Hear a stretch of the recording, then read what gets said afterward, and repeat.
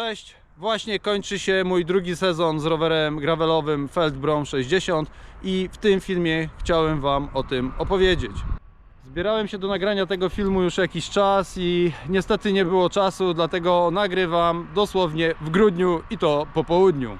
W kończącym się sezonie według Strawy na tym rowerze przejechałem około 2500 km. Dość duża część z tego była zrobiona w ramach ustawek z taką lokalną, działającą w Błoniu grupą. Były to takie ustawki gravelowo-szosowe. W samym sprzęcie w stosunku do zeszłego roku też troszkę zmian.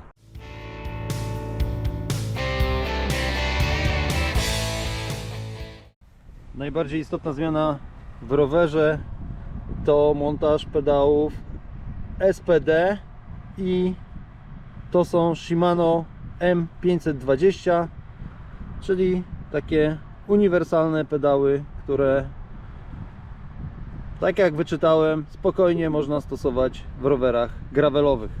Na temat tych pedałów myślałem bardzo długo, praktycznie całą poprzednią zimę. Oczywiście był pewien strach przed montażem tych pedałów, najbardziej związany z tym, czy nie będę się przewracał. Dotychczas przez cały sezon była tylko jedna gleba i nie miała ona za bardzo związku z pedałami. Co do samej nauki, to też wyczytałem w internecie, że najlepiej nauczyć się samemu, na przykład stawiając rower przy ścianie i można wtedy wpinać się, wypinać, poćwiczyć to kilkanaście albo kilkadziesiąt razy, najpierw na jednym pedale, później na drugim. Później już jak miałem ogarnięte wpięcia, to przykręciłem sobie jeden pedał, a drugi zostawiłem poprzedni i pojeździłem sobie po garażu. Później zrobiłem to samo z drugim i tak zaczęła się moja jazda. I jedna podstawowa zasada przy jeździe z tego typu pedałami to, że jeżeli hamujemy albo na przykład dojeżdżamy do skrzyżowania, należy wypiąć jedną nogę, przynajmniej jedną nogę, żeby móc sobie pomóc w razie na przykład potrzeby zatrzymania się.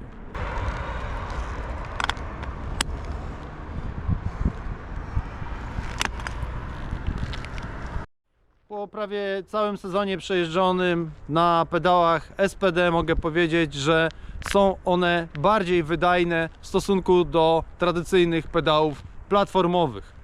Jeżeli chodzi o buty do pedałów SPD, to wybrałem buty Shimano XC3. Praktycznie według opinii w internecie, klasyka tematu, jak najbardziej nadają się do jazdy na gravelu.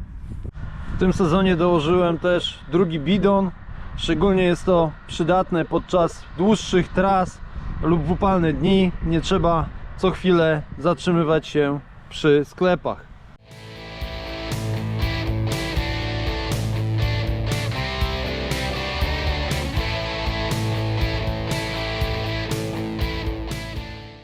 Przesiadłem się też w tym sezonie na opony Vittoria Terreno Zero w rozmiarze 32.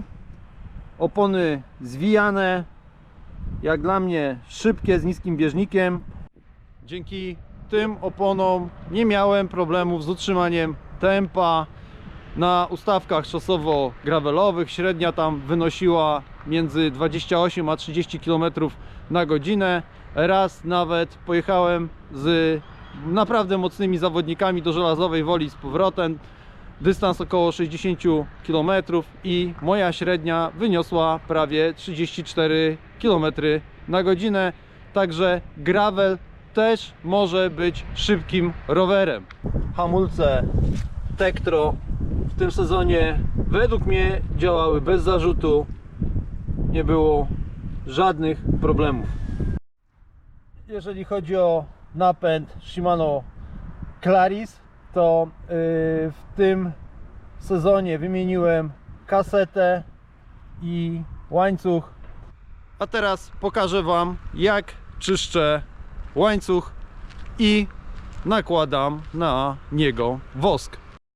W tym sezonie serwisant przekonał mnie do stosowania wosku. Dzięki temu napęd tak szybko się nie brudzi, pracuje ciszej i mam nadzieję, że łańcuch wytrzyma dłużej.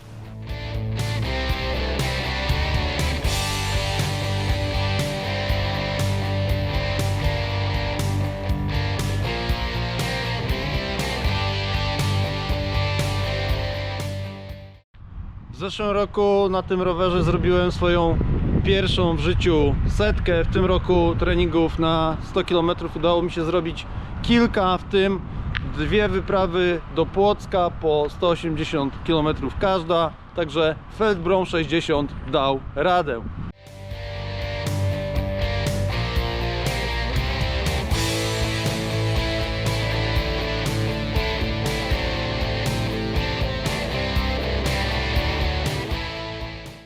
Licznik IG Sport BSC 300 kupiłem w połowie sezonu. Wraz z nim było takie fajne tylnie światełko, które współpracuje z licznikiem, pokazuje na przykład sygnał hamowania. Licznik posiada nawigację i dodatkowo współpracuje z czujnikiem kadencji z AliExpress i również z zegarkiem Garmin, gdzie ja na przykład transmituję sobie na niego tętno i dzięki temu lepiej kontroluję swój trening. Mój drugi sezon z rowerem Feldbrom 60 uważam za udany.